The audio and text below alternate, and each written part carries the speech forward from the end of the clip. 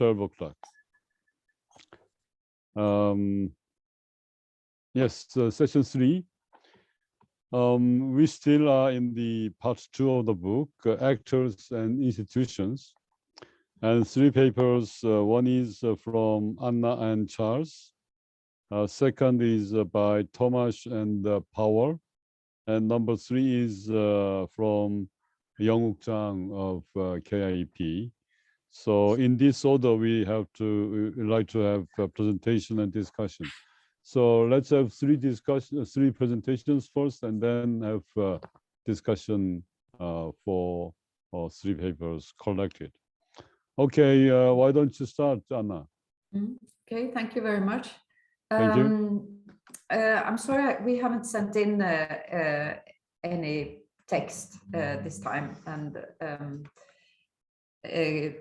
just quite obviously because it has not yet been written. But I think we have quite a good idea of what should be in this paper, and it's not very difficult to figure out sort of how the paper is going to be framed. So it will be you know, building on the conceptual framework paper, which deals with new kinds, what kind of foreign policy roles are possible for actors, you know, who are the actors who are relevant in this case, and for us is the EU. So we'll use conceptual framework paper to frame our paper, and then we'll use the previous paper that Charles and I wrote about EU leadership and sustainability, and try to see to what extent the EU can have some sort of leadership is maybe to say too much, but at least now it's launching something. It will have to be more clear about what it wants and who it's going to be. So what kind of actor the EU wants to be. And I think very much we will go into what the Commission said, what is it now, about 2.5 years ago, that it sees itself as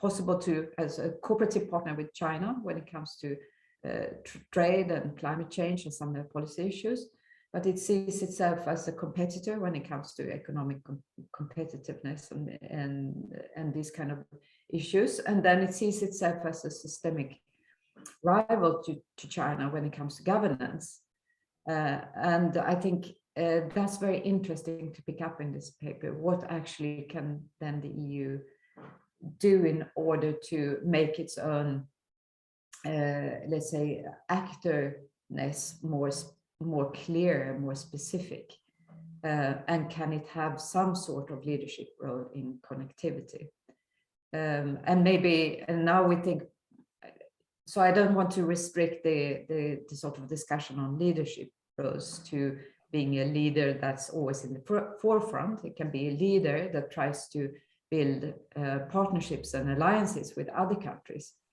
And I think we can read in some things there in the Global Gateway strategy. So yeah, so this paper is yet to be written, but I think it will not be a very difficult paper to write, because there is actually much more, I think in policy terms, there's much more material now we can build on. And as I said before, the EU is sort of also beefing up its economic statecraft. I think that can be very interesting also to combine into discussion about what kind of actor or what kind of leadership the EU could provide. So that's the plan, and Charles and I have booked in a working session next week, so we should get going quite soon. Yeah, I'm sure that you both will come up with a good paper, because as you mentioned, for this part of the topic, we have relatively more materials, and you have also a very concrete idea about the conceptual framework. So we can trust the two friends to write a very good paper. Okay. Yes. I promise we get down to the hard work. Okay. And Thank you. writing the paper. Thomas and Paul. Yes, thank you. And the same remark as Anna said, and I did before, I haven't sent the paper before, but I think I can share the screen with you. And I show you what we have for the moment. Actually, we have done a majority of our analytical part of paper. So we are talking about development of interregional production networks between European Union and Asia. So the idea is to show the changes that took place in this area, like production network, and factors of those changes. So we started with the theoretical concept. You may have seen it before, so it was not that much developed. Then we introduced some methods and data sources. It's interesting and important to say that we had to, and we have to still change a little bit because we have updated database. It was changed recently. I think even last week we had some changes. So we have a new data to consider and to use in our paper. But more or less, this data are now gathered and almost fully interpreted. So yeah, we miss here the part with literature review, but of course we've got it, the first version of that, and we just don't attach it here for the moment. And then we have a few points with analytical part. Yeah, development of trade under the value add framework, as well in comparison to gross trade. So we have newer data or more recent data from OECD database, and the base is very much developed because in the previous version of the article we had the time framework since it was 2005 and by 2015. So now we have much longer period of time to analyze, 1995, 2018, two more countries involved also from Asian part, and some new industries. So again, yes, we are working on that, but it's kind of almost finished part, this analytical one. So we divided it into a few points, I think quite interesting, in showing the importance and developments of production network between entire entities like Asia. Of course, Asia is confined here to several countries. By the way, a new category of countries appeared in the new database. So we are limited to those countries, but still it is the group of countries that is bigger than before. And from European side, also for each individual country, we can show the changes. Then we can talk about the geographical structure, and we involved here the remarks that have been done before or in the previous seminar, that we should compare the situation with the United States. And what is a conclusion from that part is that European Union and Asia are more integrated in the value add terms. So it means that the United States is important, but the significance of that partner for Asia is a little bit lower nowadays than before. So you can see on the screen the lines, and the blue one is for European Union, and this red one for the US. So it's kind of a interesting thing to show, just to measure, as we've been talking about, to measure that the production networks, this connectivity, kind of connectivity, is developing between Asia and Europe more than with the United States.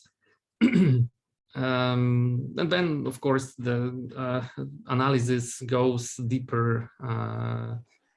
So we have countries, European and also Asian countries.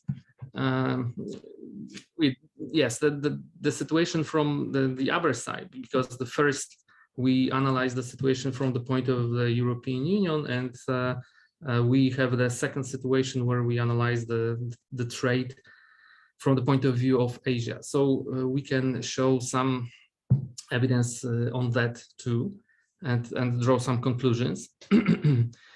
This is a part that is not finished yet, but we want to describe the situation in most detailed way as possible.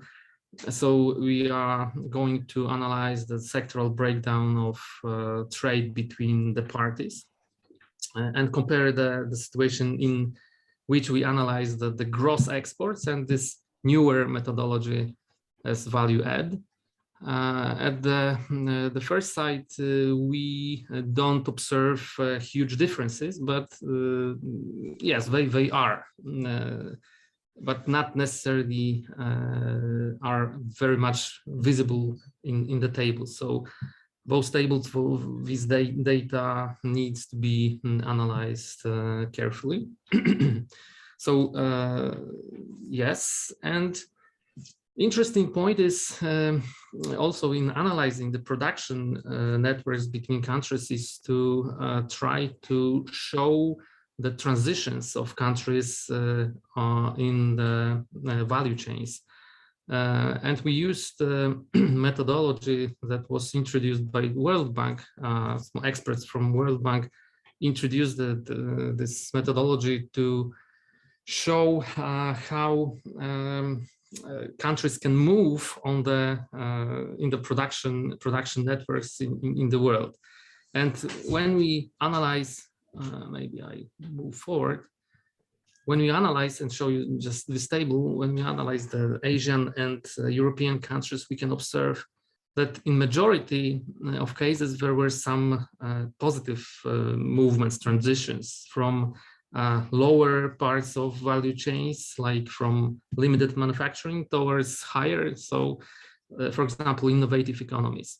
So we compared the changes in Asia and in Europe, and you can see on in green field those countries that had positive changes in the position of those countries in value chains, global value chains, but also we indicated some negative changes, and those are only for Europe and for Luxembourg and Malta. And it's really interesting that Luxembourg changed the position from the innovative activity country towards limited manufacturing. So we calculated a few times, and yes, indeed, it's the case. Yeah, so the comparison of Asia and Europe in that sense gives you the vision and the vision how you can assess the movement of production networks of those continents or those partners. And after the very much detailed analysis of data, we still want to show the reasons of the changes. So the part that is coming after is concentrated on factors of development, and we have some draft on that, but it is not included here. So we are elaborating on factors, and because of changes that were noticed, especially in 2003. We are looking for and analyzing the factors that are connected to accession of China into WTO. Then we have economic crisis in 2003, also as a consequence of dot-com crisis, as well as global financial crisis, 2008 and 2009. We have also crisis connected to European situation, so the stagnant or secular stagnation in Europe, and also pandemic.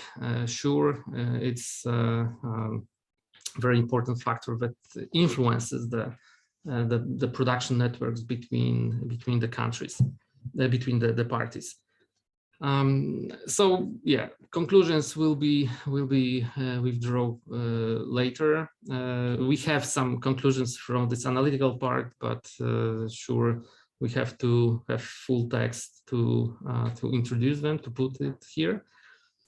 Yeah, so this is actually what we've done with the second text.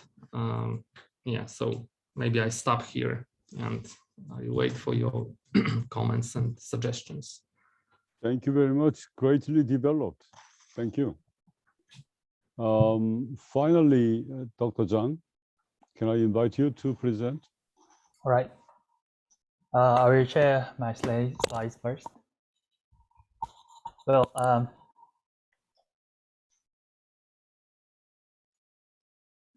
yes, I must admit that I haven't been able to put very much time in these projects, and this is still very preliminary. And I wouldn't say this is analysis at the moment. It's just a version of investigation of AIIB and EIB.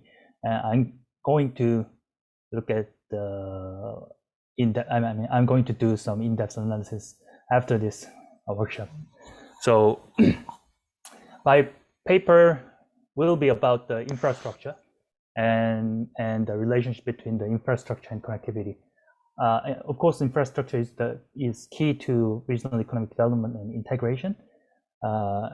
And by infrastructure, I mean all of the physical, digital, commercial, medical, education, and social infrastructures. I think in terms of connectivity, physical infrastructure is very important for the railways, port, or anything related to that. And as previous presenter mentioned, digital infrastructure is also important, and to make every integration possible, social infrastructure is also very important. But the financing capacity of individual governments is often insufficient for building large-scale infrastructure. So we need some multilateral financial institutions like IMF, World Bank, and Asian Infrastructure Investment Bank in Asia, and European Investment Bank in Europe. So the purpose of this paper is to compare these two financial institutions, multilateral financial institutions, and look into the similarity and difference of between these two institutions to see the potential areas of cooperation to enhance connectivity between Asia and Europe. So first, AIIB, Asian Infrastructure Investment Bank, was established in 2016 with 57 founding members. So it was much bigger than its kind of rival, Asian Development Bank, which was opened with 31 members in 1966. And the number of current member countries is over 100 for AIIB and around 68 for ADB. So AIIB, in terms of size or the number of member countries, is much bigger.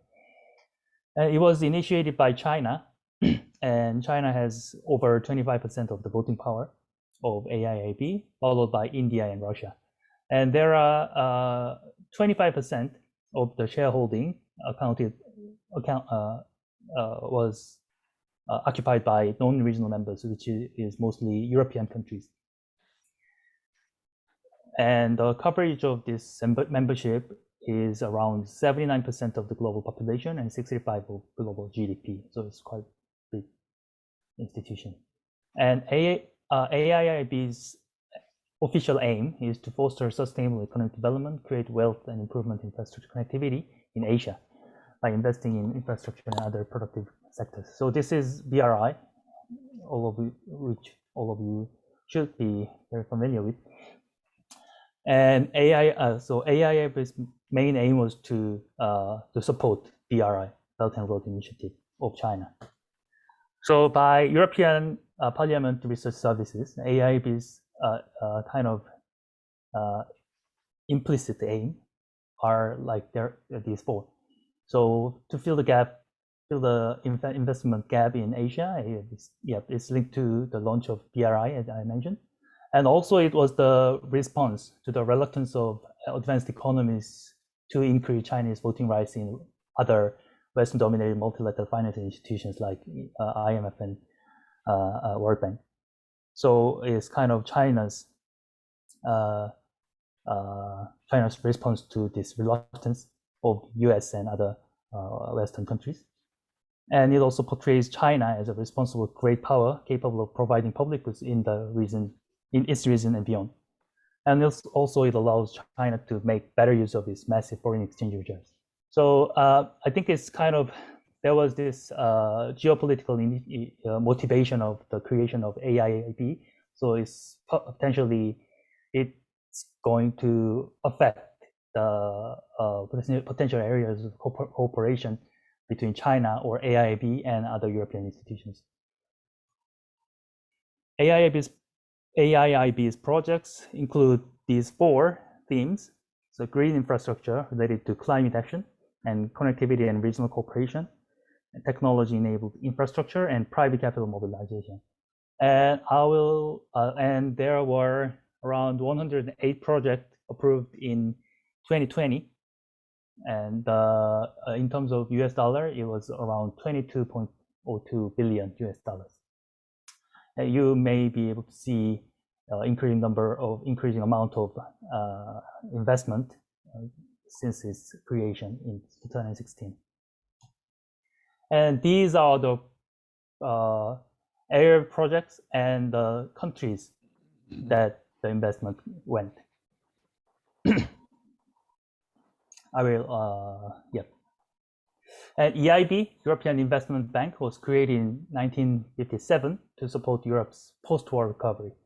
And the Marshall Plan and EBRD weren't enough to fill all the investment gap that was needed to recovery and reconstruction of Europe after the war. So EIB was created as an alternative, and it has a long history of development since its creation. I think I wrote something in my paper, but I'll skip here.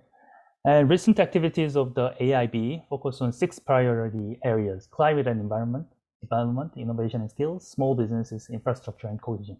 And from last year, or the year before last year, the one more activity has been added: support post-COVID-19 recovery. So similarity, these two, both of AIIB and EIB focus on sustainable and resilient infrastructure to connect Asia and Europe to the world. And it has explicit interest in climate change and post-pandemic recovery. So these two are the areas that these two themes are the areas that these two institutions can cooperate. But the level of the requirement for transparency, accountability, and inclusion may be different. So this is going to be potential threat to Asia-Europe cooperation.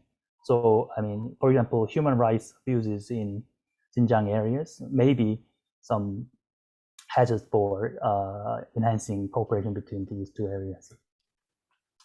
So focus on green infrastructure is one most prominent theme that these two institutions can cooperate with. So AIB, as I said, prioritize green infrastructure investments to deliver local environment improvements and to promote climate action. So they investment in projects related to renewable energy, low carbon public transportation, water management and sanitation, pollution control, and ecosystem services. And EIB also has similar intention to invest in green infrastructure. They support projects in cleaner transport, digital networks, energy efficiency, and sustainable urban development. So I suggested some examples of these projects in my paper, and they are maybe the areas that they can work together. And I haven't written much thing about the cooperation, but I guess by exploring the similarity and differences between these two institutions, I would be able to see where these two can work together to increase connectivity between these two areas. And there was this memorandum of understanding in May 2016 that stated that they will work together. They will ensure cooperation between these two parties, agreeing to broaden cooperation to support investment in strategically important projects, including climate action and probably post-COVID-19 recovery, seek to jointly finance projects and increase cooperation in countries where both institutions are active. So there are several countries that both of these two institutions have membership, so they may be able to use this connection to cooperate. I think that's it from my side, and I will improve upon these points after this workshop. Thank you. Thank you, Dr. Zhang. It's quite well developed, and I'm sure that this paper is becoming a very important paper for our project, because it's kind of paving the way to provide some cooperative projects or programs between EU and Asia from the perspective of infrastructure connectivity, right? So it's becoming very important paper. So we wish you have very good paper writing paper. Thank you very much for that. So let's have a discussion on the three papers. If you have any comments or suggestions, and also questions, please raise. Well, I have a question on the last paper. I'm also interested in the infrastructure side, especially energy infrastructure, and I'm wondering whether the data is available at this moment, because well, on their data or specific kind of the cases of connectivity, because well, the idea and the visions were provided, but I'm not sure which project in the name of connectivity have been implemented, how much investment was made on each project. So what is the data available at this moment? Well, I'm not sure which kind of data you mentioned, but there are several examples about there are several examples of the green projects in my paper. I wrote down some examples here, what kind of projects were there, and how many and the goal of these projects, and the amount of investment that has been put into these projects or something like that. So I think I can show some cases with some information, and that's what I did now and what I can do later. And I guess the task is to to relate this with connectivity. I mean, this is just green infrastructure projects. These are just green infrastructure projects, and this has this does not have any does not have any relevance to connectivity at the moment. So I think I should work on how I can, use these examples for improvement of connectivity between Europe and Asia. So that should be the task, right? Yeah, and sometimes I'm wondering, well, what do we mean by connectivity? Because are we meaning some kind of inter-border the project as connectivity, or when European countries are investing, well, some green fund in ASEAN countries, and we can say that it's a connectivity project. So, well, especially when we are dealing with specific cases and it's with some quantitative the platform, then maybe we need to kind of set the certain definition and scope for that kind of connectivity project. That's true. I mean, I think I'm not very familiar with this literature as to connectivity, so I think I should read all other papers that were presented here before I proceed more, I guess. Yeah, but very practically, and realistically and practically, I think well, kind of if we define the project as simply as kind of inter-border project, then we may limit so many potential cases, because Europe and Asia is too long, and so except for a very limited scope of centralization project, then I think the kind of really regional, interregional, or inter-border project will be quite limited in the infrastructure side. Yeah. Actually, at first I thought about this connectivity, and I thought it's good to use the AIIB and EIB, because it's especially AIIB because it specifically has the project theme that is related to connectivity and regional cooperation. And I guess this is mostly about building a physical infrastructure between Asia and Europe, like railways and roads, and probably you can put some green transportation here to include green infrastructure here. But I think we can use that kind of theme, the physical infrastructure connectivity, but maybe you can use that, and then we'll be able to connect the interborder investment or something like that into this concept. I mean, I will think more about that. Yeah, thank you for the comments. Yes, Anna. Yes, thank you very much, Yomok. I'm also very interested in these two banks. They're very interesting to compare. And I was wondering how you intend to examine the more softer sort of aspects of their activities. So, for instance, transparency. I mean, both banks claim to be transparent in the way that they, approve and then carry through projects, I suppose. I think those softer aspects are very interesting, especially if we think about the EU's claim that it's a rival to China when it comes to governance, and transparency is one of the aspects of governance that's very, very important. So I just wondered how you intended to investigate that. Well, at the moment, I just have vague ideas about the governance of the member countries or something like that. So I know that EU countries and other EU institutions are requiring very high standard of regulation, like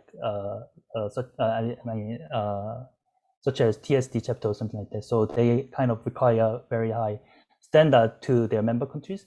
That's what I have understood about the EU, and I think that kind of regulation or standard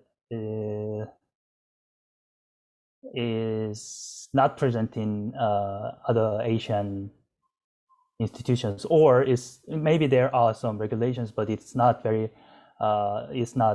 implemented very hard as its European counterparts. So that's what I think at the moment, but I think I should see how to make this idea concrete later. Yeah.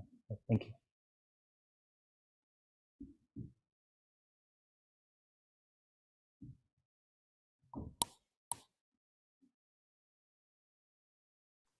Mireya, please.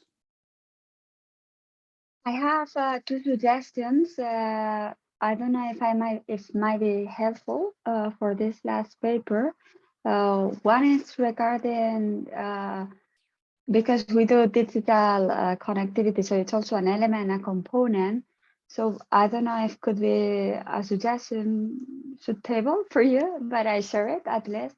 So how we proceed for the element of digital connectivity is first to give it a framework, right? So we define it and we use it for the approach of the entire argumentation, right? So I strongly suggest when you look to the infrastructure projects also to frame, to narrow which one, because if you're going to use case studies in infrastructure, you also have different type of investment. So it might be also very useful to show it with your case study.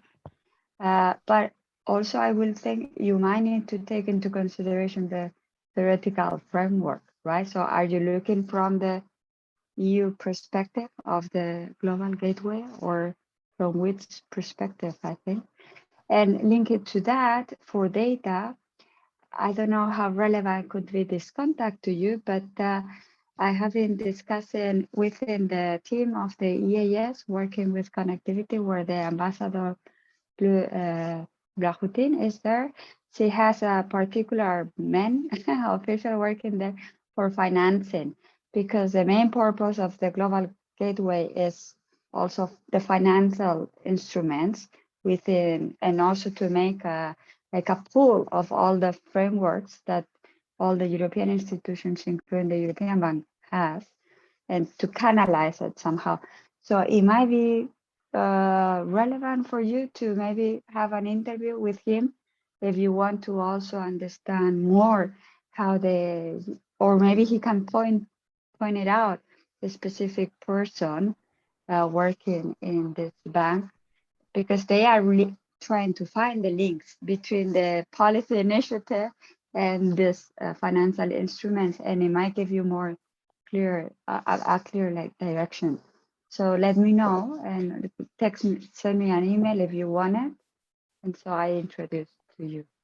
Yeah, sure. I will email you. Yeah, thank you very much. And Yeah, thank you for the exchange first emails and be helpful to each other. Thank you very much. Thank you, Mayor. And other comments on Powell's and Thomas paper? I really appreciate that. It is. I have the impression that the paper is well developed, and it could come up with very meaningful results. So I'm looking forward to reading it in full. Thank you very much for that. You're welcome. I think we need still a bit of time. Yeah. But I think within 3 weeks we should be done, or even before. So as soon as we finish, we just share it with you for comments, suggestions.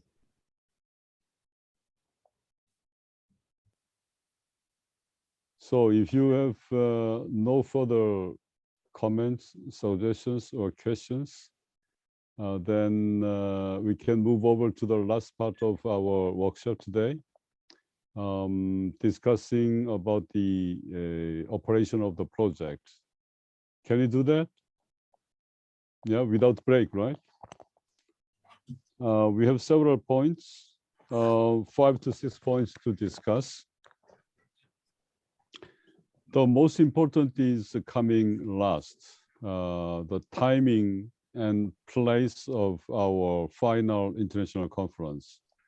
We have to decide that, and it is really not easy to do in this very difficult situation. But let's do our best to do it. But first thing is about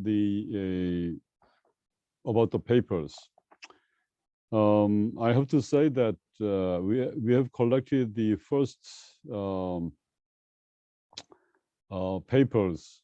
I mean, for the first publication, but there is a -1 paper, and still, therefore, we could not launch, or you could not have approval of special issue for the journal. But we can do that. We have to do it as soon as possible, because we have to submit our final report of the project by the end of August. And for that, we have to have the publication by July, right? By the end of July at the latest. So that I will do my best to find the venue of publication in entirety. But the -1 paper will have to arrive soon. But I will do my best, and I will report it accordingly to you, right? That is one, the point number one. Number two is the deadline for this project. Anna, do you have any comments? Yes, so I was just wondering, I mean, there is one paper missing. Yeah. So is this paper absolutely, I don't know which one it is. So it's a kind of theoretical, conceptual paper. So it's absolutely essential, Yeah. you think? It's an essential paper, right? Yeah. So that I was waiting for that, and I could not get it yet. So after having that, I have been preparing for the lead article of mine, but I could not complete that. So it should take time for one more month or so. I'm suspecting, I'm assuming. So we have to, but I will be in standing contact with the author, and I will do my best to get it done. Yeah, because I think it's not only the fact that the project is running towards its end, it's also that the other papers were sent in like a year ago, and events move on. So you know, there might be an issue of actually having to update the papers because we wait so long. Yes. So that's the only thing I think is important also to remember. That's right. Thank you. Power. You are muted. We cannot hear you. Okay, now you should hear me. I had a similar remark, because our paper is based on data that are outdated. And as I mentioned, we have a better, wider database. So probably the paper requires an update. So my question is, when you mentioned in a month, probably you'll be able to proceed with all text, right? Yeah. So probably we'll try to update our paper for that, because in working with data is very, you know, so we need it to have updated. So probably I will send the updated version of the paper within a month. Okay, so as soon as possible. Yes. As soon as possible. Yeah. Okay, so everybody, if you need, if you feel you need some updating of your paper, do it and submit it again as soon as possible. Right. In parallel, I will do my responsibility to get the publisher's approval for special issues. Okay.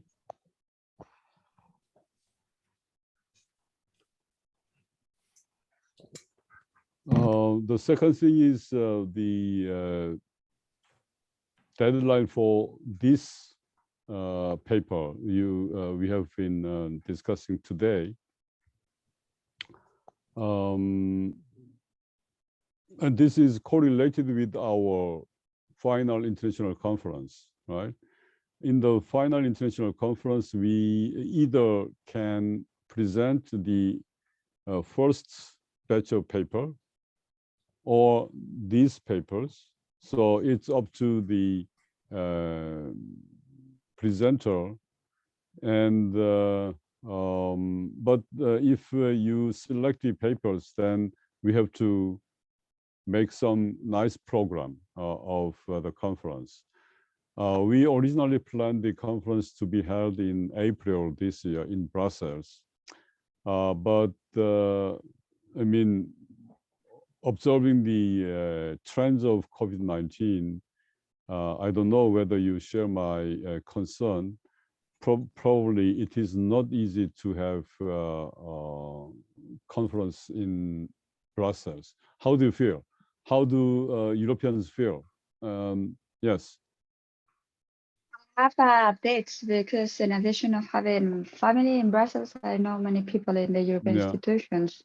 And so they are even with stricter measures at this moment because it is the Omicron is growing very widely. So public issues are closed at this moment, and many people working in institutions are getting in quarantine at this moment. They are lacking people all around. So for events, I don't really recommend it in April there. It will be very complicated or not that well attended. Maybe later, we hope. Also, thank you for the information. So that is the source of my concern that probably in Brussels it is not easy.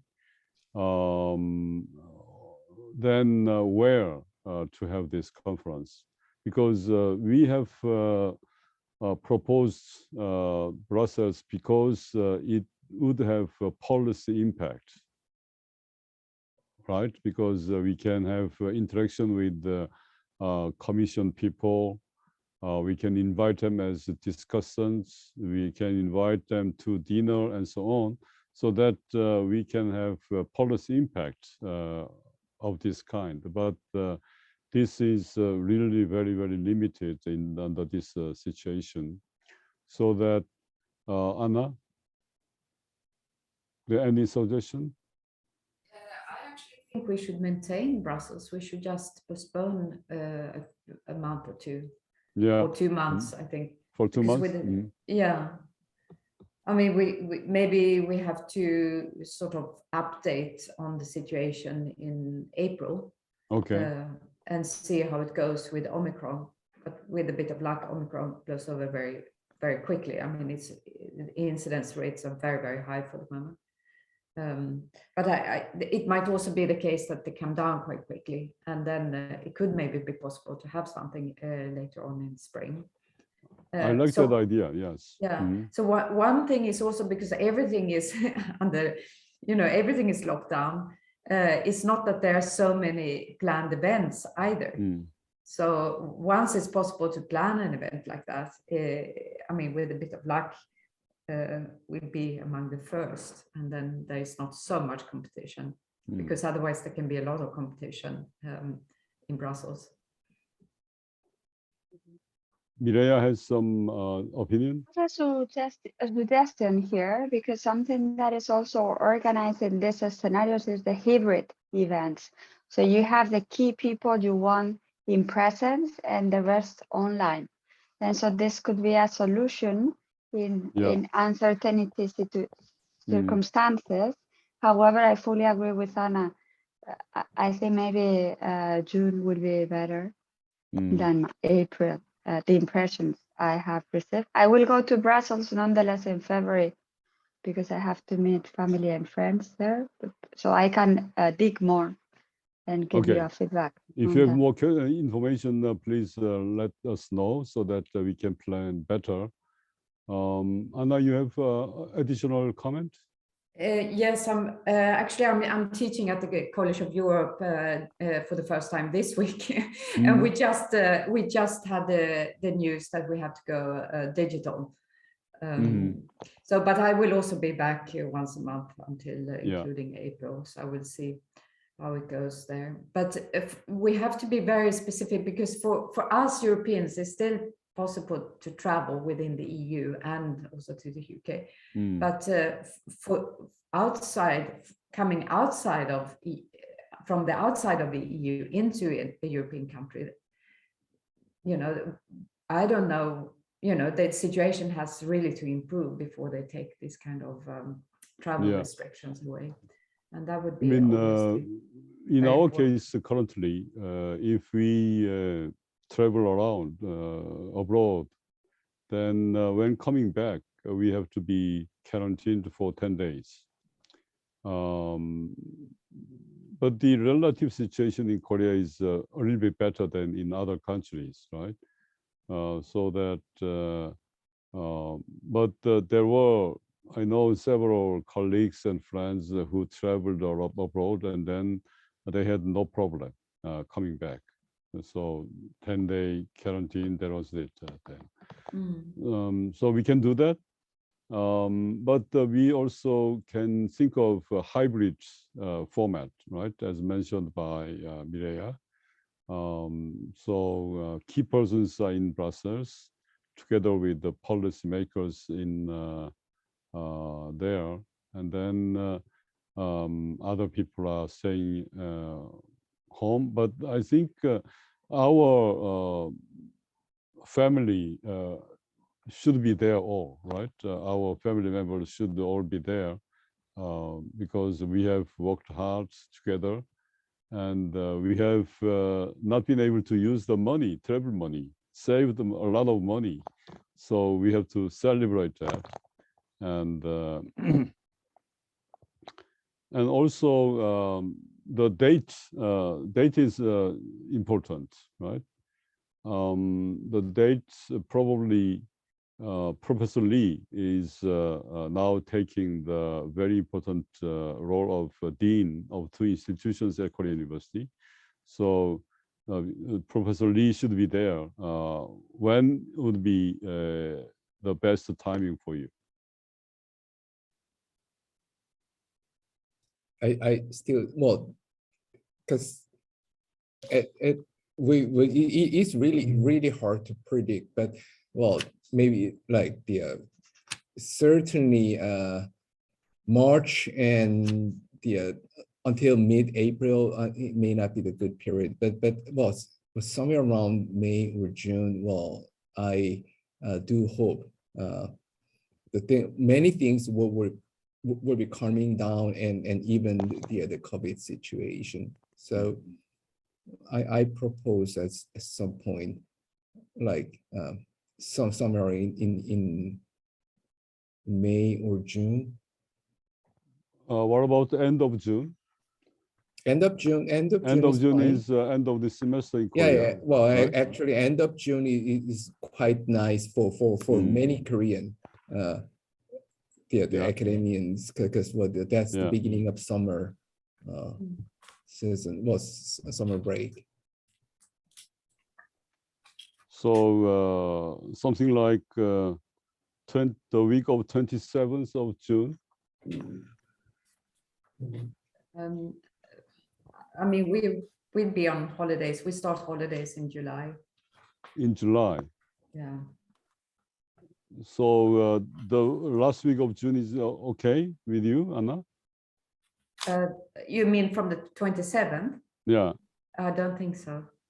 No, you are not available. No, I don't think so. I will be on 1 week holidays. before? Yeah, apart from midsummer, which is on the 24th. Before the 24th, on the Friday, it's before 24th. Sacred holidays. We miss midsummer. Okay. But that's on the Friday. Otherwise, it's fine. Then, I mean, you mean that 22, 23 is good? Yeah, if I can, yeah. So 22 in Brussels, and you go back 23, and 24 is a sacred holiday you can enjoy. Yes.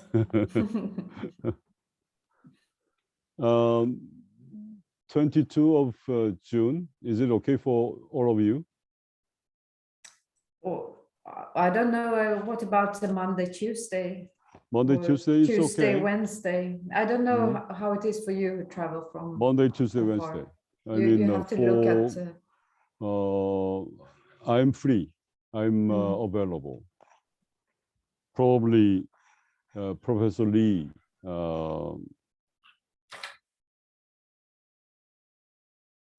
Well, if everybody agrees, then I may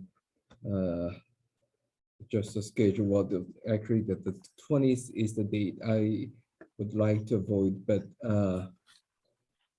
we are a group, so and it is virtually impossible to meet everybody's schedule, so we have to find some a decent like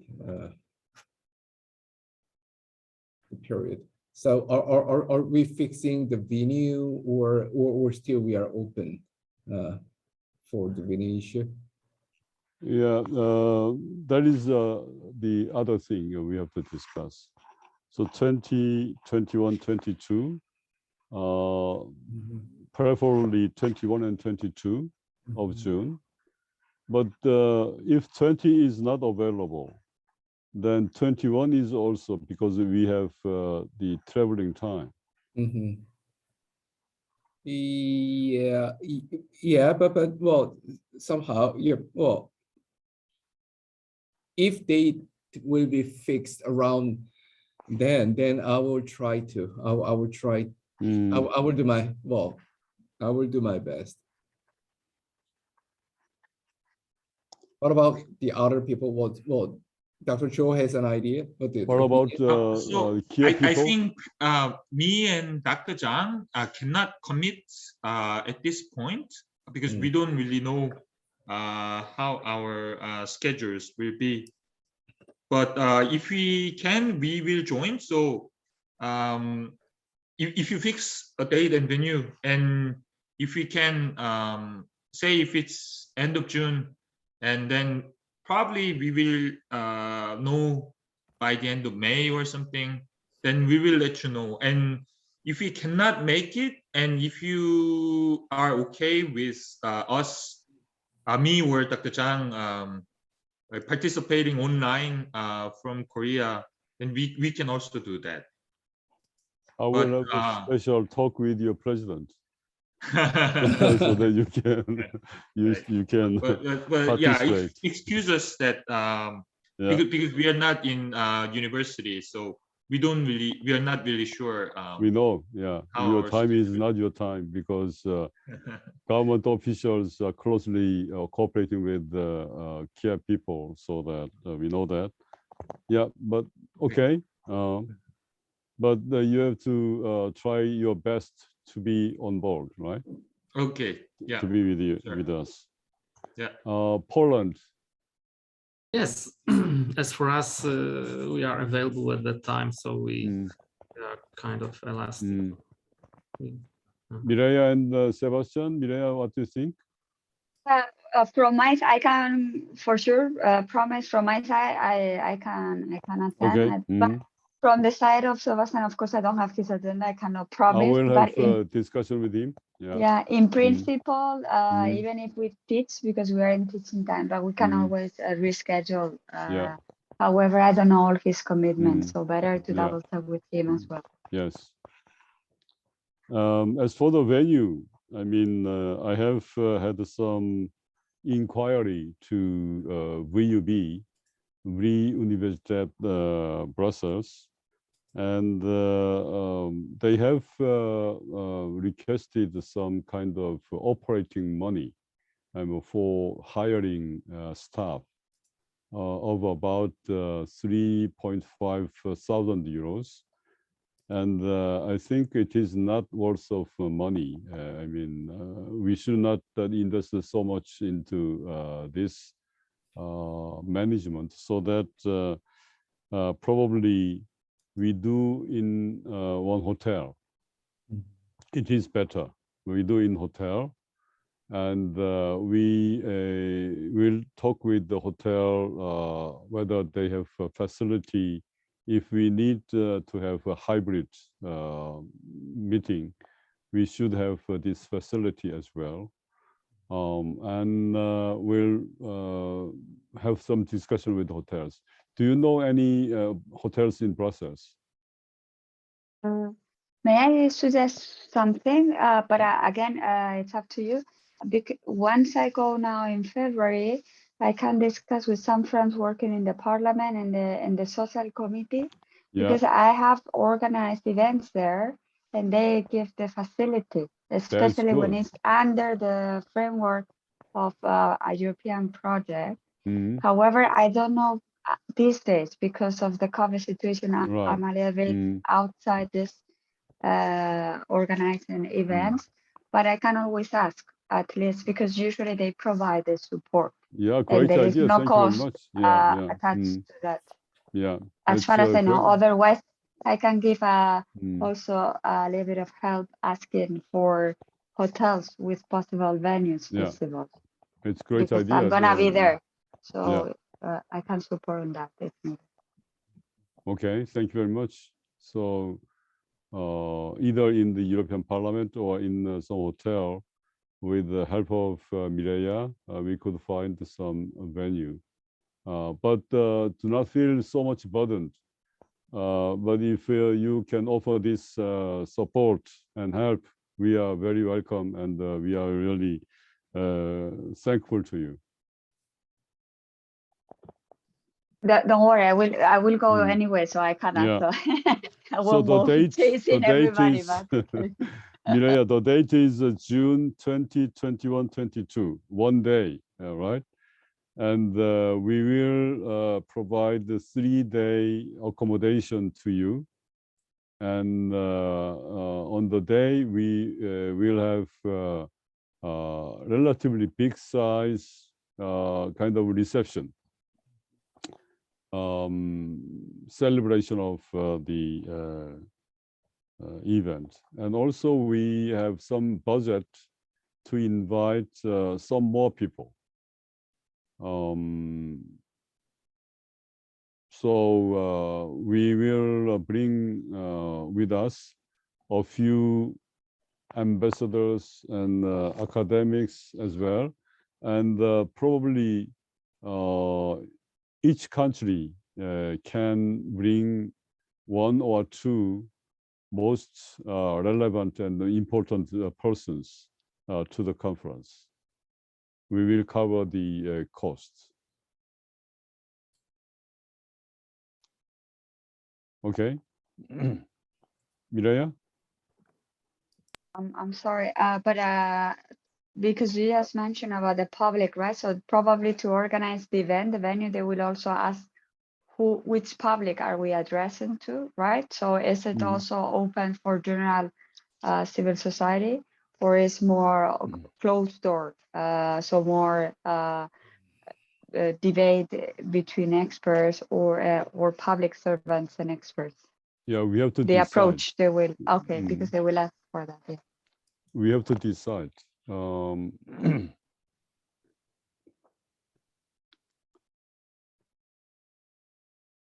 Anna, what is your idea about the audience and the participants of the conference?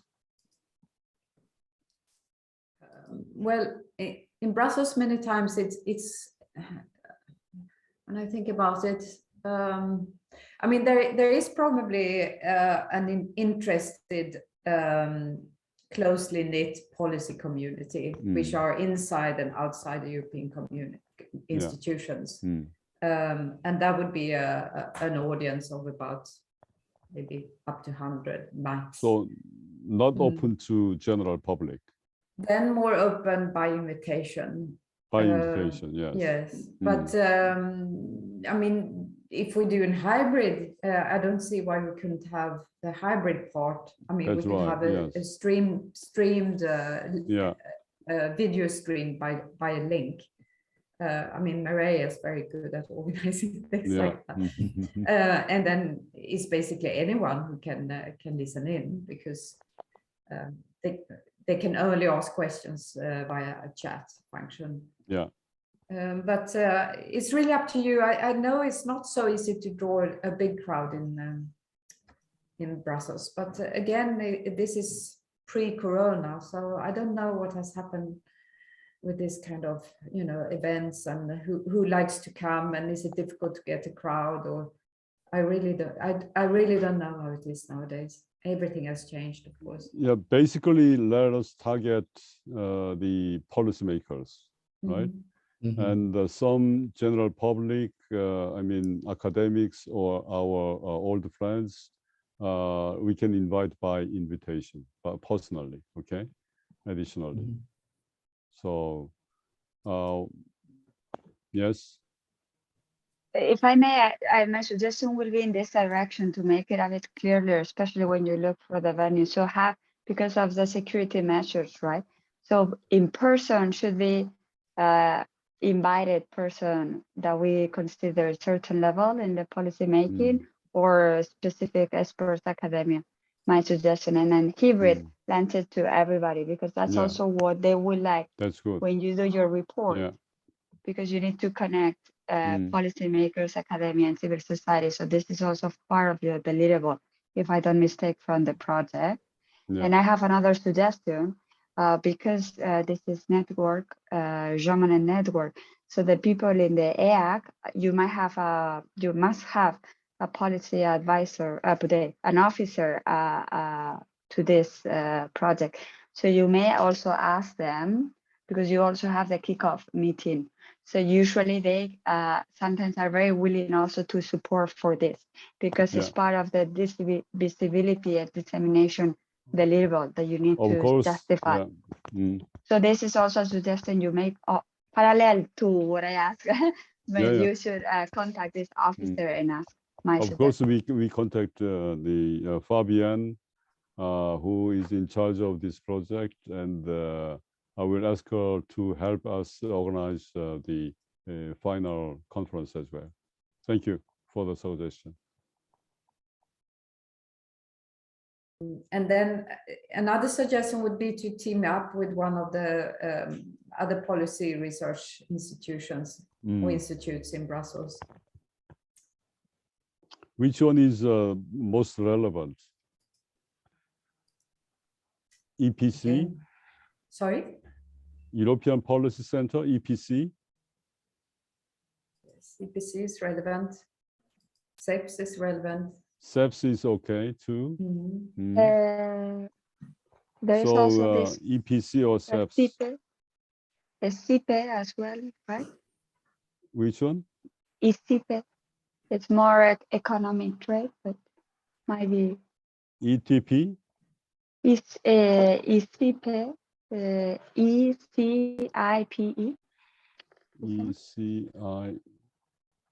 It's a bit different direction to use, SIPE, yeah. right? A bit different to EPC and SEPS approach, but it might be also possible.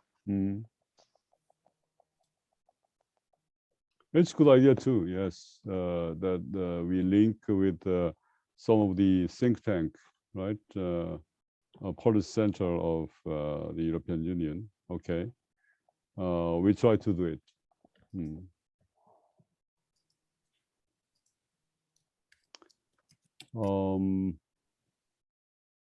So we will further develop idea and we'll let you know, right? Summarizing our discussion, I will let you know of that. So if this is done in June, then probably the final draft of these papers should be submitted by when? Mid-April is okay? end of March, mid-April. Mid-April is good. Mid-April. Okay. Do you suggest a sort of an in-house peer review on those papers? Oh, yes. Mm. Yes, I think so. Mid-April, we collect all the papers, and then we do, a peer review of the paper for about 2-3 weeks, right?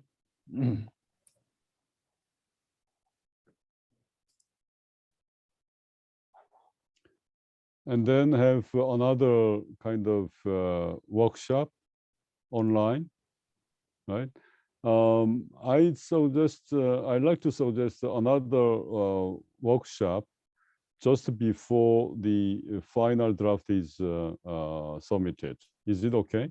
I mean, end of March or beginning of April, we could have another workshop of this kind, like today, to have a final discussion about the final draft. Is it okay?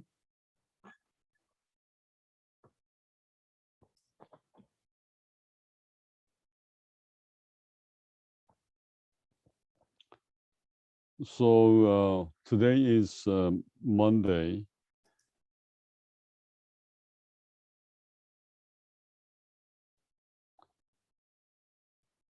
March 28th or April 4, I would like to suggest. Yeah. I'm not Yeah. quite sure all the dates, but Mhm. I believe those are a spring break, at least spring in break. Germany. And so that might be an issue. Mhm. So my suggestion to be on the safe spot will be more 11, even 18th, just in case, 18th or it's of too late 18th of April. to be in the safe side, because again, I don't know the other Europeans, and Yeah, I don't know Sebastian, but they in change, Germany, right? semester begins in the middle of April, right?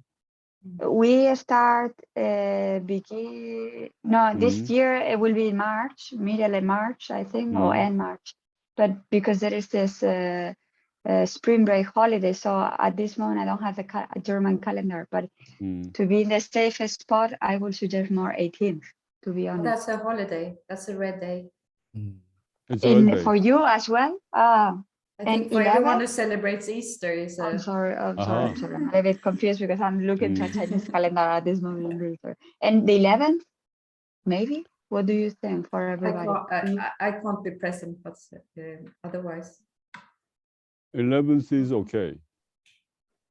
Yeah, I have a commitment and I can't. Oh, you have a commitment, yes, okay. but I mean, and Charles can. 12. It's the same for me, but you, Same. I mean, you can decide, and then someone else has to present the paper than me. Mhm. So I don't want to. I mean, if that's a good date for the rest of you, I think you should go for 11, 12. How about others? In Poland? Actually, we are quite flexible here, so yeah, we can. 11 would be okay, or even 4th.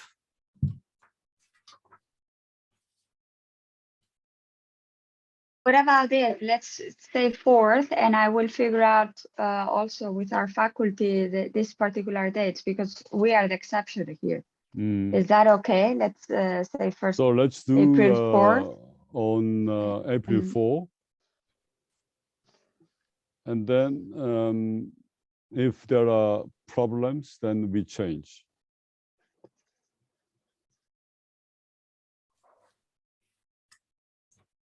So April 4, the last workshop.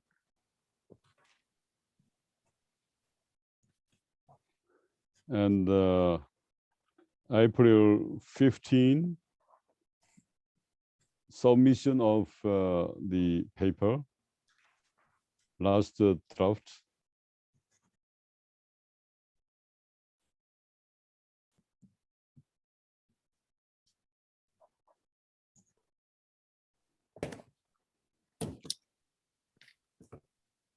yeah, the most important things are done now.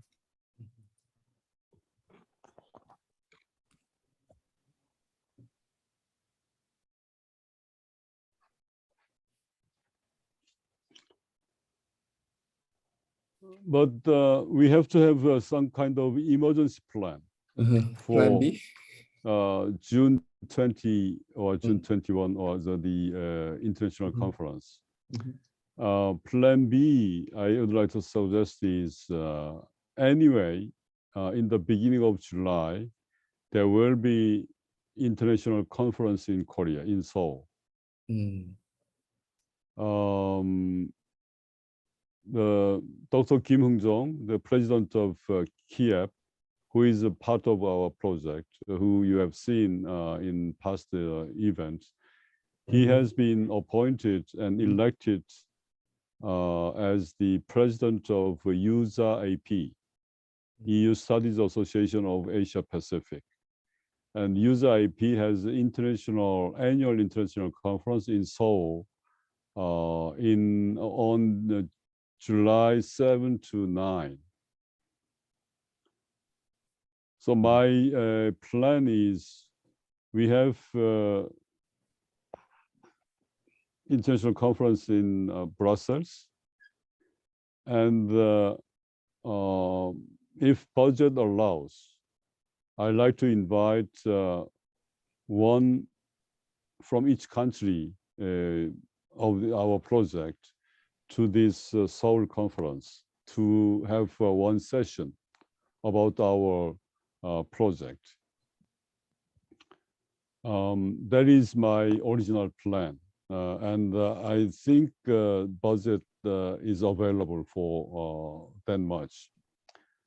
But if the situation worsens in Europe, then I'd like to invite you all to participate in July conference in Seoul.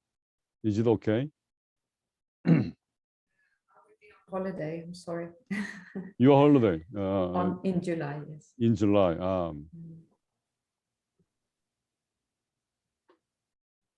From group, we still have teaching until mid-July, if I don't mistake. But I think we could somehow reschedule and organize with time enough if it's possible to travel. Yeah. But I think somehow we could. Yeah. All is now very messy because of COVID-19.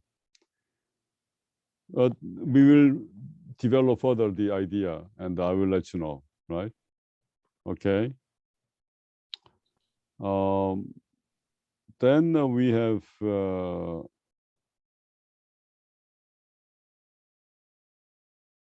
junior research fellow paper. With your very active help, we have been able to complete the 7 papers, 3 from Korea, 2 from Germany, 1 from Poland, 1 from Sweden. And these are already completed. And we have also 7 papers pending, 2 from Korea, 2 from Sweden. You have to give some approval. And the 3 papers from Poland, you have probably planned to submit that.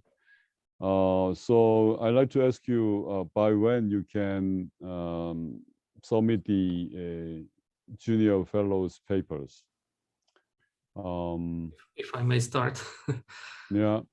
Okay, so yesterday evening I received one, I think, full paper. So within 2 days you should receive it. I've got and it is a paper by PhD, a colleague from the faculty actually. So it is probably good and won't require too much changes. Yeah. We received also, I think, last week the paper, another version of the paper from the master students. So we'll have to read it, and probably some corrections will have to be made. So it will take another week, maybe 2 weeks, I Mm. guess. And yes, we are waiting for the first version of third article, but no idea when it will come. So yes, I hope to submit 3 additional papers. Yeah. Okay. In any case, probably 2 will be for sure, but I hope to have 3. That's good. What about Sweden, Anna? I'm certain about one paper is going to be delivered at the end of this month, and I think it will be. I don't think it will require a lot of further work. I think it will be probably very much okay from when I get it. And then there is one more which is now a little bit late, so I will contact the young person writing it and say that he Okay. he will have to deliver in 3 to 4 weeks or so. Yeah. In our case, 2 papers already arrived at in my hands, and I gave some comments to one paper.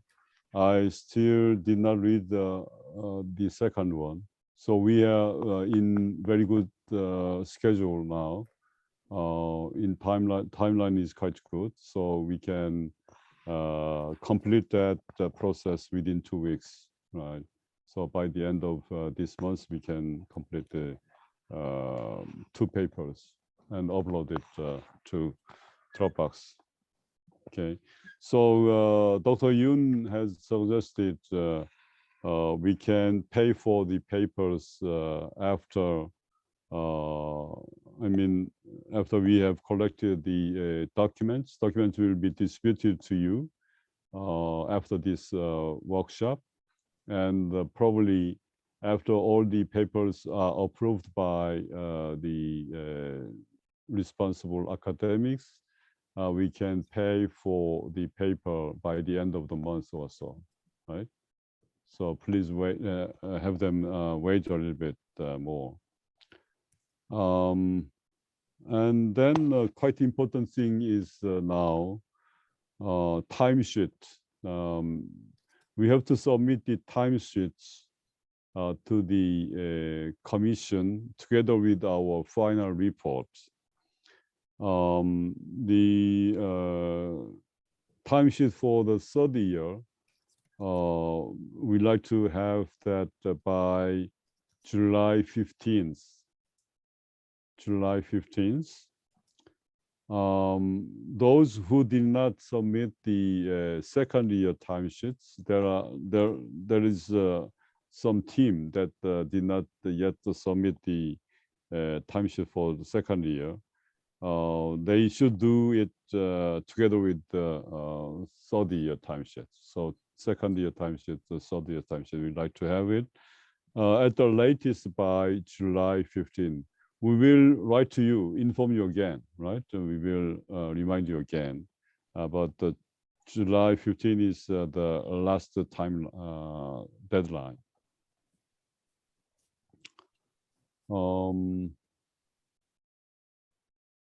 Yeah, that's about it. So much for today. We have had 8 papers to be discussed, presented and discussed. And we have discussed important housekeeping matters, operational things we have discussed quite in full. And if you have any further points to discuss, please raise. Yes, Mireya? Sorry, more than discuss is a clarification. Should we look for more John researchers' papers or not? Or we are okay? Junior we research target. papers. What about It's- Dr. Yoon? It's already okay? The numbers? In terms of junior research papers, well, it is currently 19, but almost it's if the Poland is submitted as planned and we are done, no more. Okay, okay. Yeah, 20. no, we need no more, right?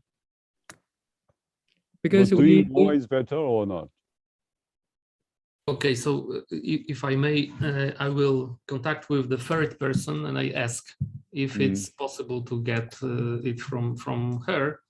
And if not, I will inform you, and then Mireya, probably you could find one more That person. is also possible. Yes. Yeah. Mireya, do you have any students or PhD candidates to submit the paper? For the time being, we don't have, but I want to make sure if we need to find, because I need time to do so, and then you need to review it and so on and so forth. So it's a lot of planning. So I just want to make sure, do I That's need to good. look for or not? If I So don't, then- better. But if I have to, then I look for, just to know. Poland? How should I wait for the last students? For information about the third paper. Yes, You the mean? fourth paper. Fourth. The fourth. Yes. The first one? Why the first one? I mean, One is submitted already, right? The second is, as I said, it was sent yesterday, so I will send it within 2 days, I guess. Yeah. And the third is under review, but it is by master students, so probably it will require some improvements. So it will be the third. And the fourth one, I'm not sure because I don't have information. Actually, we had some proposal, but it was some time ago and I didn't hear anything from that person. So I should contact the person and then I will know. And if there is a decision that he's willing to continue and to write, I will let you know. Okay. Otherwise, I will let you know that the person is not able to submit. Okay? And it will be, I think, within a few days. Okay. Then, if it is the fourth one won't be able to submit his paper, then that slot goes over to Germany. Mireya. Yes. Mireya.